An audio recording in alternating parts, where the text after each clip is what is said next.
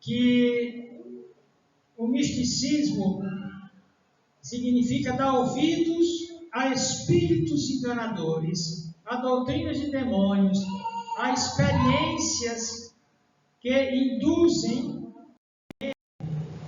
Então, um problema em perigo está logo na base do misticismo, é o emocionalismo, é o subjetivismo. A emoção é tida como mulher louca, lá em Provérbios.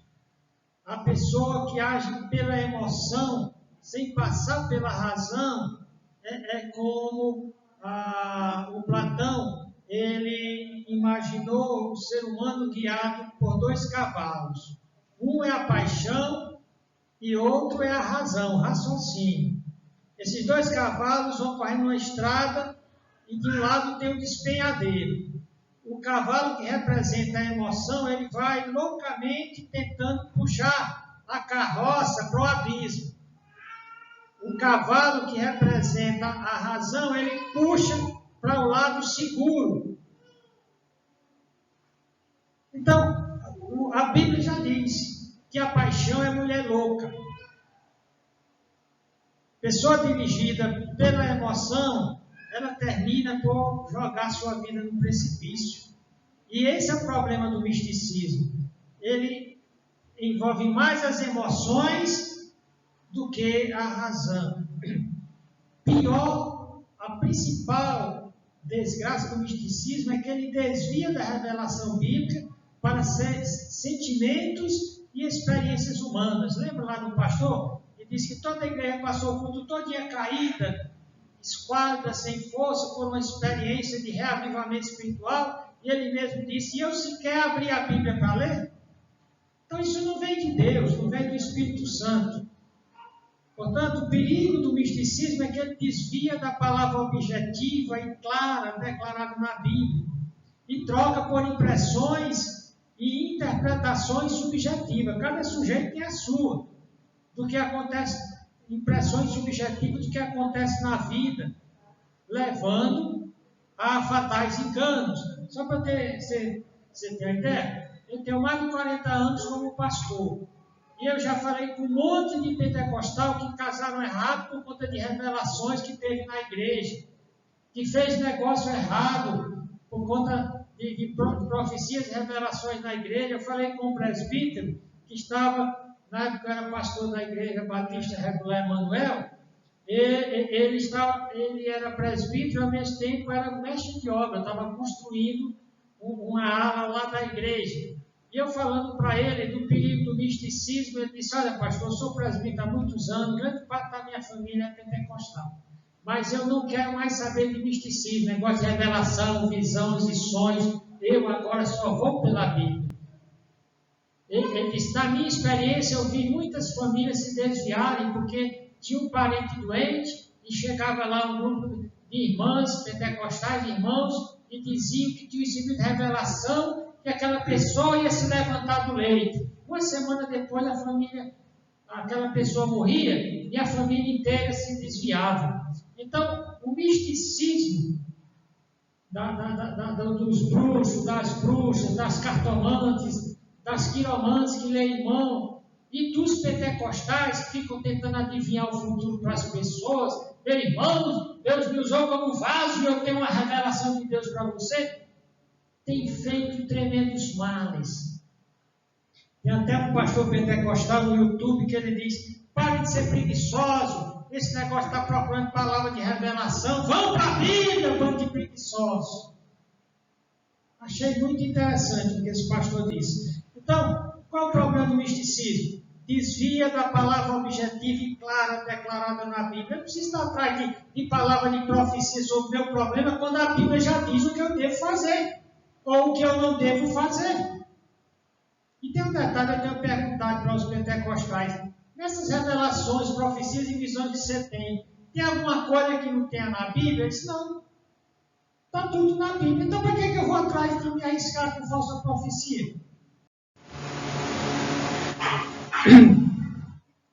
Então o emocionalismo é contagioso. ele engana e produz uma falsa espiritualidade. Essa pessoa que fala línguas, que tem revelações e visões, se acha mais santo e mais poderoso do que os outros. Inclusive tem briga nas guerras pentecostais, quem é a profetisa mais famosa. Eu tenho visto vídeos no YouTube de briga dessas profetisas, cada uma tentando dizer que eu sou a profetisa, você que é falsa profetisa. Vídeo, elas brincando na hora do culto, você é falsa profetisa. E a outra diz, não, você que é. Na verdade, todas elas lá são falsas profetisas.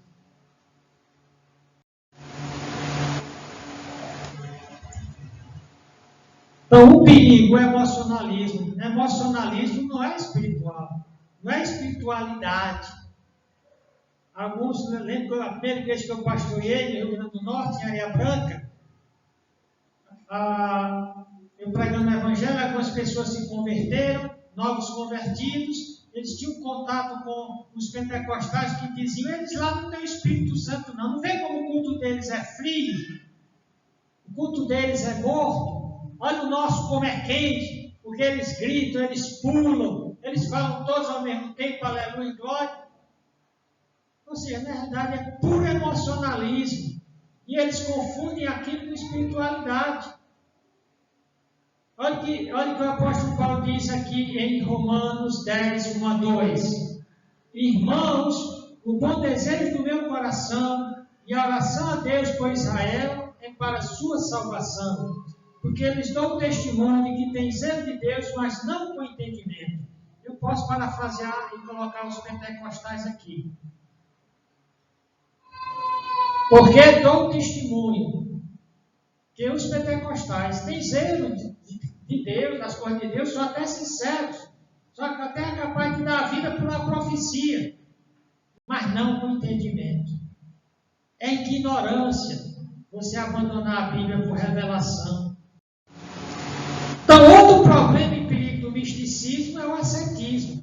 A pessoa está com tanta sede de poder, ou de experiências com Deus, que ele começa a deixar de comer, de beber, ou seja, o místico, a asceta, acha que por meio de suas privações, e sacrifícios, e jejuns, e orações, ele conseguirá uma ligação e revelação direta de Deus e com Deus. A Igreja Católica ama o ascetismo. Boa parte dos santos da Igreja Católica eram praticantes do ascetismo, monges que iam para o deserto e comiam só pão e água a vida toda.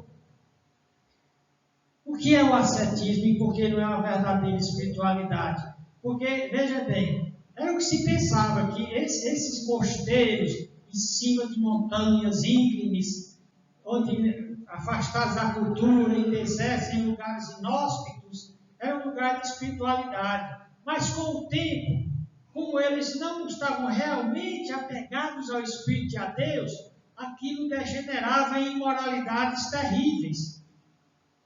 Aqueles conventos, aqueles mosteiros, abrigavam as práticas mais sórdidas e imorais contadas em crônicas e livros. O ascetismo é uma doutrina que diz que através de renúncia aos prazeres mundanos é possível alcançar um elevado estado espiritual ou intelectual. O traço de grande abnegação, especialmente a abstência dos prazeres humanos, envolve autonegação rigorosa e autocontenção ativa. Mas o apóstolo Paulo diz que esse expediente meramente carnal tem pouco poder sobre a carne. O ascetismo, feito não por verdadeira motivação espiritual, ele tem pouco poder sobre a carne. Por isso que uma boa parte desses mosteiros e conventos degeneraram em verdadeiros bordéis. Olha o que o apóstolo Paulo diz sobre o ascetismo. Aquele texto lá, sobre misticismo e ascetismo. Ele diz, mas o Espírito expressamente diz que nos últimos tempos apostatarão alguns da fé, dando ouvidos a espíritos enganadores e doutrinas de demônios, pela hipocrisia dos homens que falam mentiras, tendo cauterizado. Mas também o versículo 3 fala de ascetismo, proibindo o casamento. A Igreja Católica proibiu o casamento, quando a Bíblia diz, Deus diz que digno entre todas as coisas da terra, todas as instituições da terra seja um matrimônio. Ou seja, nem um padre, nem uma freira é mais santo porque não casa, nem um monge é mais santo. A Bíblia diz aqui que os hereges, os apóstatas, que proíbem o casamento. A Bíblia deixa claro que um pastor, um ministro da igreja deve ser casado, esposa de uma só mulher, ou seja, não pode ser divorciado, porque a interpretação clássica, através da história, é que o pastor só pode ter uma esposa viva. E a interpretação é que não podia ser divorciado. Então, ele tinha de ser bem sucedido no casamento para ser pastor. Como é que ele vai falar de casamento se ele é um fracasso no casamento? Quem cria os filhos com disciplina? Então, até não é exigido que um pastor seja casado. Porém, é recomendado que seja. Até de certa forma, uma pré-condição. Quando diz lá em Timóteo, que quem não sabe cuidar da própria casa, vamos cuidar lá da igreja de Deus. Como é que ele vai falar para a família, para os casados, se ele nunca foi casado? Então diz aqui que esses místicos, as setas hereges, eles proíbem o casamento para tentarem se mostrar mais santos que os outros. E ordenando a abstinência de manjares, aqueles jejuns intermináveis. Você nota então que ascetismo, não casar, jejuar indefinidamente, não é espiritualidade. Ao contrário, é misticismo pagão. Legalismo. O que é o legalismo? É aquela espiritualidade que a pessoa faz por força da religião, por força vamos dizer assim, dos homens, mas não é uma coisa de coração. Legalismo não é espiritualidade. Legalismo é a crença de que as pessoas podem ganhar a justiça de Deus ou a salvação, mantendo a lei sem a necessidade de perdão ou basear os seus merecimentos em termos de mérito próprio. Olha que Jesus Cristo fala dos fariseus.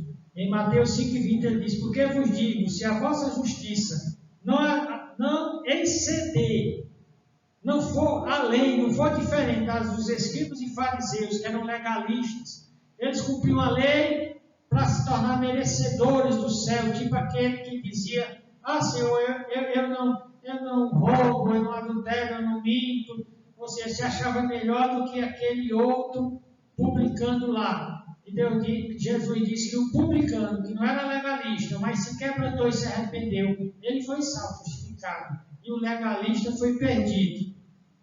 Por isso que Cristo disse, se a sua santidade, a sua espiritualidade não for além do cerimonial, não for além do que você exibe para as pessoas, a verdadeira espiritualidade é o que você é quando ninguém está vendo.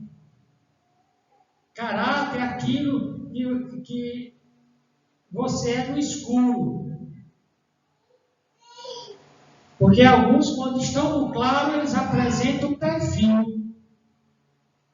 Porém, no escuro, ou às escondidas, eles apresentam outro. Terceiro ponto aqui, o principal problema e perigo do misticismo são os falsos profetas e mestres que nascem do misticismo. Profetismo extra-bíblico e a apostasia dos falsos mestres são os principais criadores de falsa espiritualidade e enganos espirituais fatais. Quem é um falso profeta e um falso mestre? Primeira coisa, falso mestre e falso profeta é toda e qualquer pessoa que apareça com quaisquer profecias, revelações, ensinos, doutrinas, instruções, além do que já está revelado na Bíblia. e principalmente que seja contrário ao que a Bíblia diz. Segundo, após o fechamento do cânon bíblico, ou seja, quando a Bíblia terminou de ser escrita, esse cânon, essa vara de medir, essa referência, essa regra para dizer como eu devo viver, porque começa em Gênesis e termina em Apocalipse. Depois disso, não existe profecia, revelação, ensino, doutrina e instruções vindas realmente de Deus. Qualquer instrução, doutrina, revelação, depois de Apocalipse, está debaixo do anátema de Gálatas 1:8. Terceira coisa, sobre falso profeta. Agora aqui sobre verdadeiro profeta, depois do fechamento do cânon. A Bíblia anuncia que durante a grande tribulação aparecerão 2 profetas, profetizando com profecias e sinais semelhantes ao de Elias e Moisés. Depois que a igreja foi arrebatada, no reino do anticristo, somente esses a Bíblia manda esperar. Todos os outros são falsos profetas e mestres enganadores, daqueles que não são fiéis à Bíblia. Portanto, o maior perigo para o povo de Deus não é o Covid, não é a AIDS, não é uma guerra, não é o comunismo tomar o nosso país. E é uma tragédia se isso acontecesse. O maior perigo para o mundo são os falsos profetas e falsos mestres. O que a Bíblia diz sobre eles?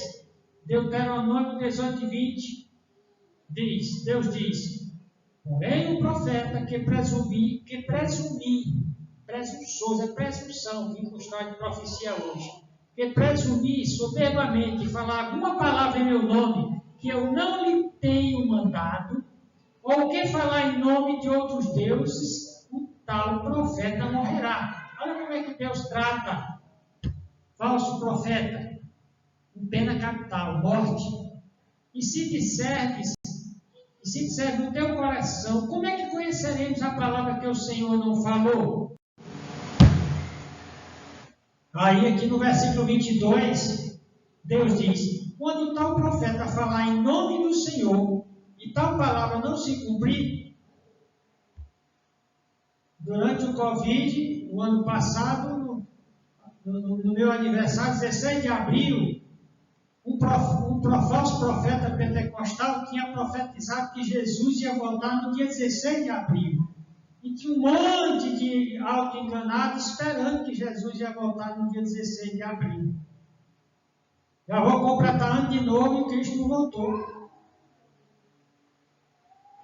Então, quando tal profeta falar em nome do Senhor e tal palavra se não cumprir, nem suceder assim, essa é a palavra que o Senhor não falou. Com soberba, o falou tal profeta, não tenhas temor dele. A Bíblia manda não temer a falso profeta.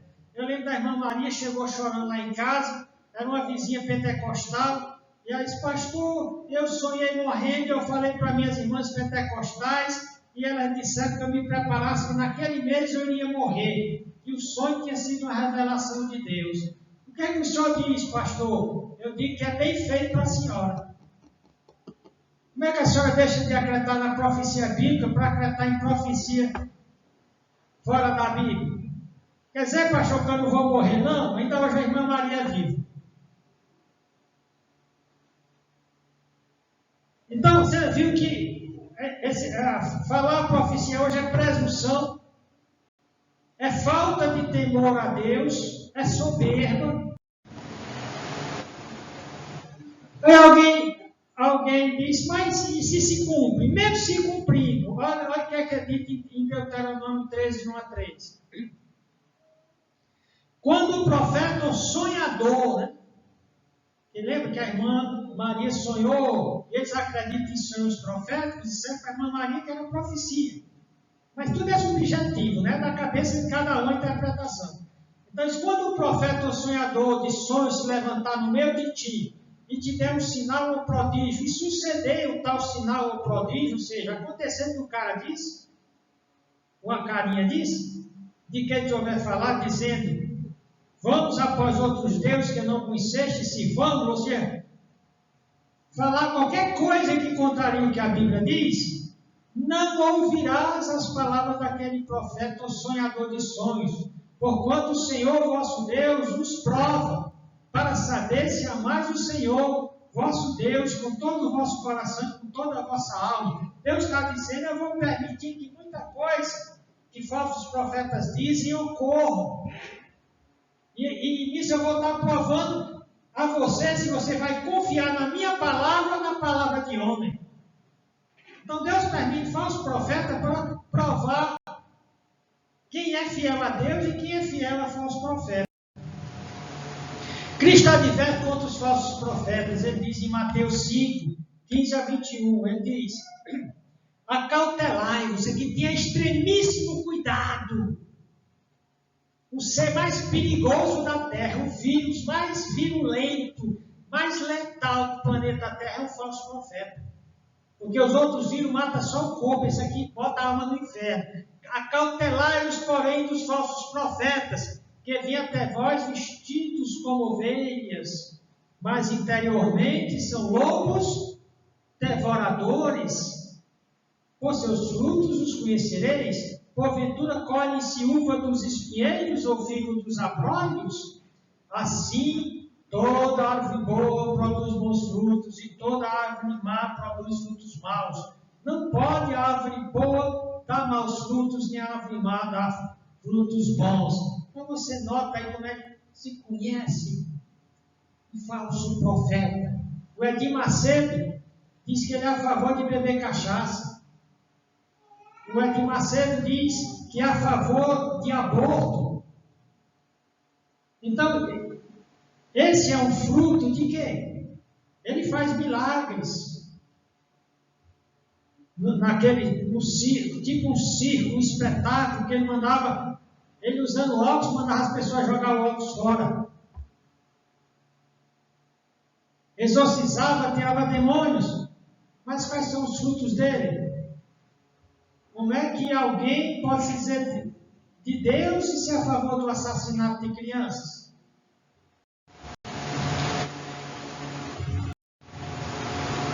Todos os apóstolos, eles advertem contra os falsos profetas. É o maior perigo na vida do crente. Começando por Paulo.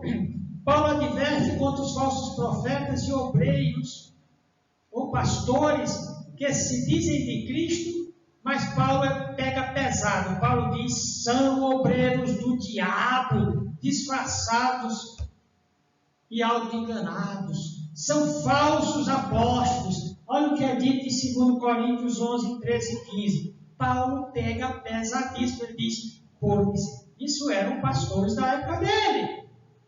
E se diziam apóstolos, ele diz: porque tais falsos apóstolos são obreiros ou pastores fraudulentos, transfigurando-se, travestindo-se, né?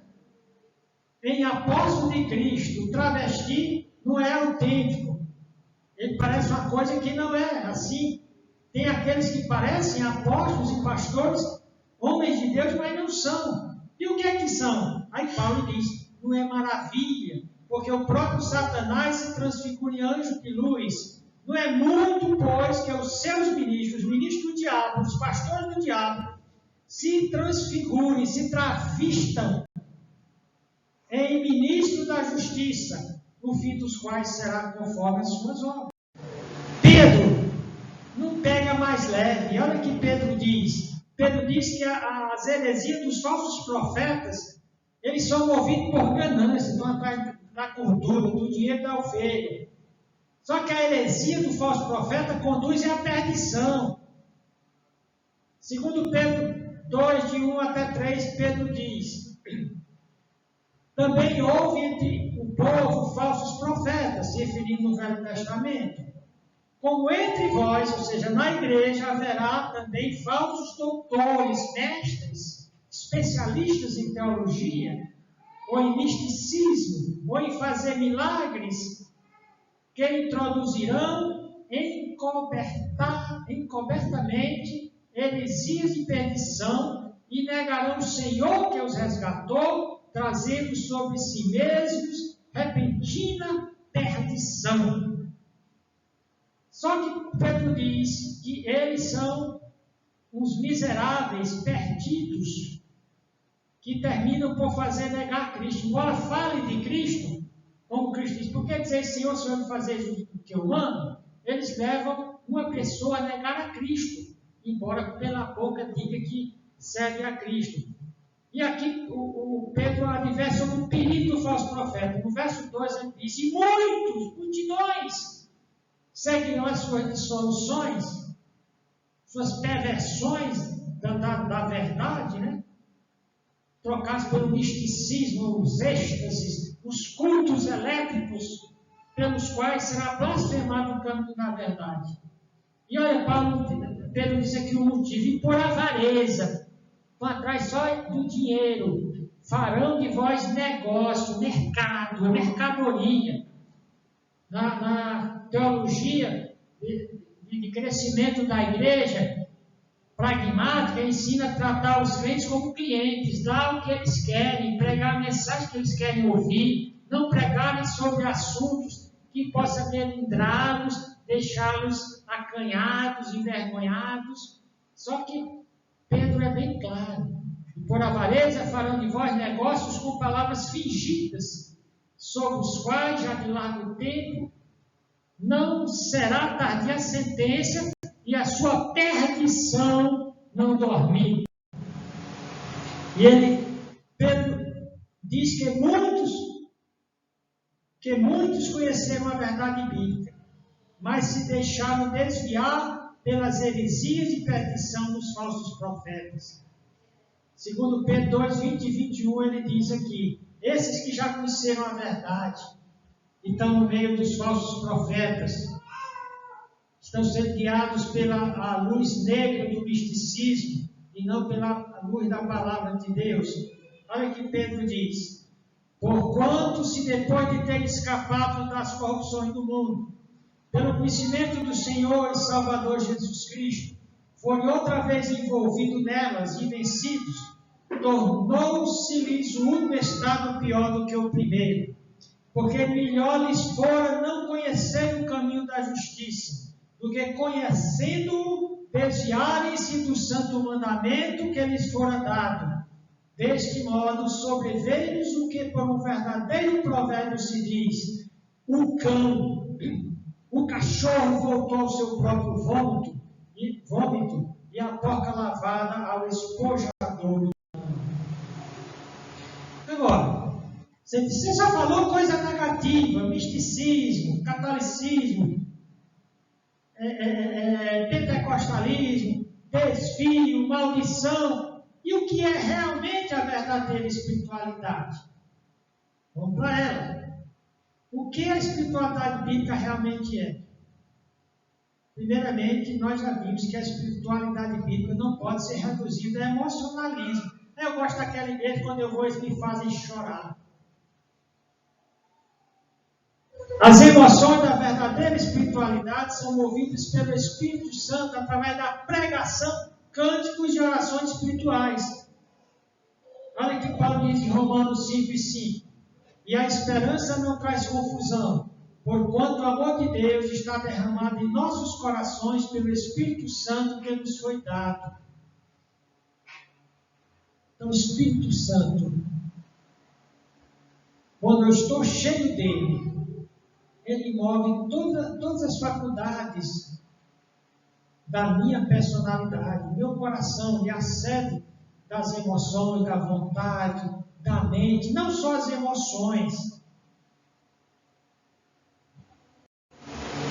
A espiritualidade não pode ser reduzida a emocionalismo. 1 Pedro 1,8 diz, ao qual não havendo visto, amais, no qual não vendo agora, mas crendo, vos alegrais com gozo inefável e glorioso.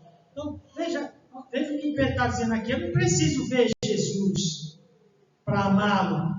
Olha, o qual não o havendo visto, ou seja, os cristãos do primeiro século ficavam vendo Cristo, como Kenneth Hagin diz, não. Os pentecostais dizem que bate o papo com Jesus. É preciso isso para amar Jesus? O verdadeiro cristão, não havendo visto Cristo, ama a Cristo. Não vendo agora, mas crendo, com alegria, com gozo inefável e glorioso. E Paulo diz, Efésios 5, 18 a 20, e não vos embriagueis com vinho, fuja do que mexe com os seus controles emocionais, volicionais, intelectuais. Isso só produz contenda, mas enchei-vos do Espírito. Como? Aqui você nota a Bíblia, quando eles abdicamente a palavra de Deus entre vós, falando entre vós em salmos e hinos e cantos espirituais, não emocionais. Por isso que o rock é uma música psicodélica que desvia da mente, que leva toda espécie de sensações e perversões. Não é a música apropriada para os santos nem para a igreja. Mas enchei-vos do Espírito, falando entre vós em salmos, hinos e cantos espirituais, cantando e salmodiando ao Senhor em vosso coração, com gratidão, né? Sem murmuração. Isso é verdadeira espiritualidade. A verdadeira espiritualidade não é misticismo. Eu não preciso ver Deus, Jesus Cristo, ver anjos, falar línguas. Na espiritualidade bíblica, o fiel confia e está satisfeito com a suficiência da revelação bíblica, da Bíblia, da pregação da Bíblia. Ele vai para a igreja ouvir a pregação da Bíblia, não é revelação de crente, não. Ele busca não novas revelações através do Espírito Santo, mas ele busca ouvir a voz de Deus em sua mente e consciência, pela iluminação ou entendimento trazidos pelo mesmo Espírito Santo que revelou a Bíblia. Ou seja, o crente que ama a Deus, ama Jesus Cristo, mesmo sem ver, o crente que é cheio da palavra de Deus, o Espírito Santo faz lembrar essa palavra, faz entender, e de repente ele está com um problema, o Espírito Santo, olha, ele lembra do que o versículo disse, e o Espírito Santo ajuda ele a aplicar aquele problema. Isso é iluminação e não revelação. É iluminar a palavra que já está lá dentro.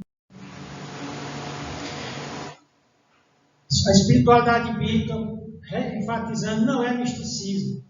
Em Efésios 5, 15 e 17, o apóstolo Paulo diz, portanto, vede prudentemente como andais, não como necios, mas como sábios, remindo o tempo que os dias são maus, pelo que não sejais insensatos, mas para entender a vontade do Senhor. E aqui a Bíblia fala de 3 homens. 1 Coríntios 2, 14 a 16. Ora, o homem natural, que não é convertido, não compreende as coisas do Espírito de Deus, porque lhe parece loucura, por isso que vai procurar o misticismo. E não pode entendê-las, porque elas se discernem espiritualmente, ele não tem o Espírito. Mas o que é espiritual, o que é nascido de novo, que tem o Espírito de Deus, discerne bem tudo. E ele de ninguém é discernido. Porque quem conheceu a mente do Senhor para que possa instruir? Mas nós temos a mente de Cristo. Você nota que tudo tem a ver com mente, com racional. Outra coisa, a espiritualidade bíblica não é ascetismo, não é sair fisicamente do mundo, negar as coisas boas que Deus deu. O fiel procura abster-se do viver mundano ou pagão, procura negar as paixões pecaminosas da carne pelo poder do Espírito. Paulo diz isso em Romanos 8, 12 a 14. De maneira que, irmãos, somos devedores não à carne para viver segundo a carne. Porque se viverdes segundo a carne, morrereis. Mas se pelo Espírito mortificardes as obras do corpo, vivereis. Porque todos que são guiados pelo Espírito de Deus, esses são filhos de Deus. Então, na verdadeira espiritualidade, o cristão ele procura negar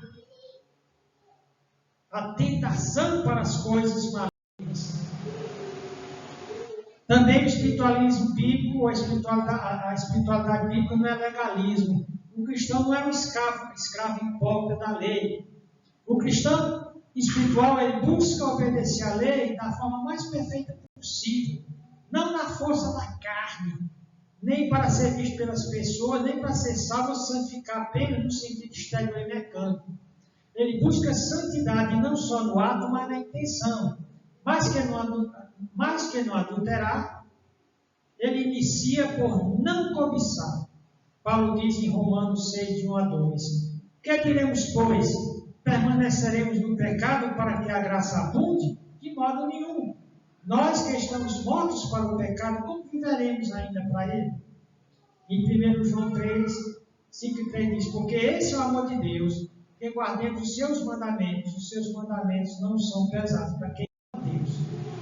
Para encerrar, as 3 condições da verdadeira espiritualidade. Começa por crucificação da carne e do mundo.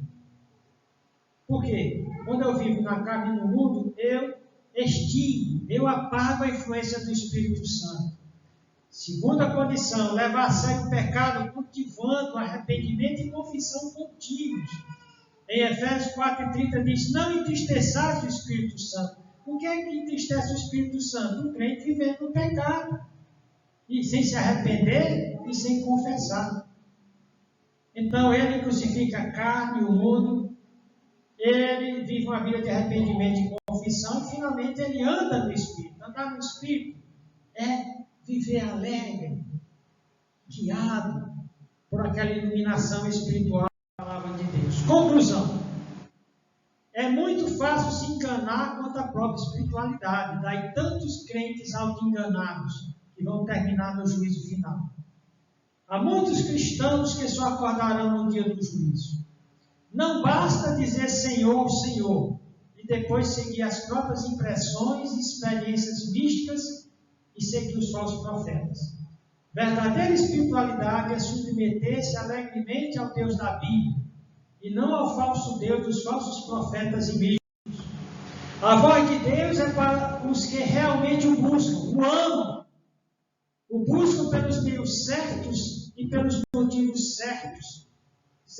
Querem ser santos ou semelhantes ao caráter de Deus. O alvo da verdadeira espiritualidade é vida que ouve a Deus, que anda com Deus e que vive com Deus. Amém, irmãos? Vamos ficar de pé?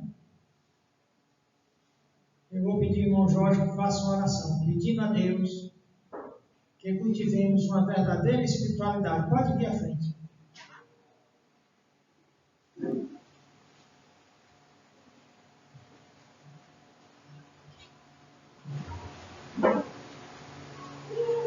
Senhor nosso Deus, obrigado, Pai, pela palavra dita esta noite, Pai.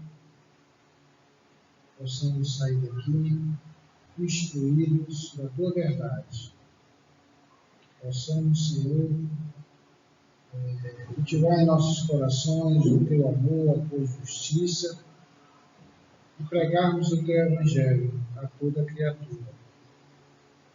Para que assim, o poder do Evangelho, o sacrifício de Cristo na cruz do Calvário, atinja a todos os eleitos, ó Pai, que aceitam a Cristo como Senhor e Salvador de suas vidas. Guarda, Senhor, esta igreja, guarda, Senhor, todos os membros, seja com cada um de nós, nos conforta, Senhor, nos dá força, nos leva para casa, ó Pai, nos guia com o Teu Espírito Santo. Não nos deixe, Senhor, nos apartarmos dele. Obrigado, ó Pai, por tudo, em nome do Teu Filho amado Jesus Cristo. Amém. Amém. Boa noite.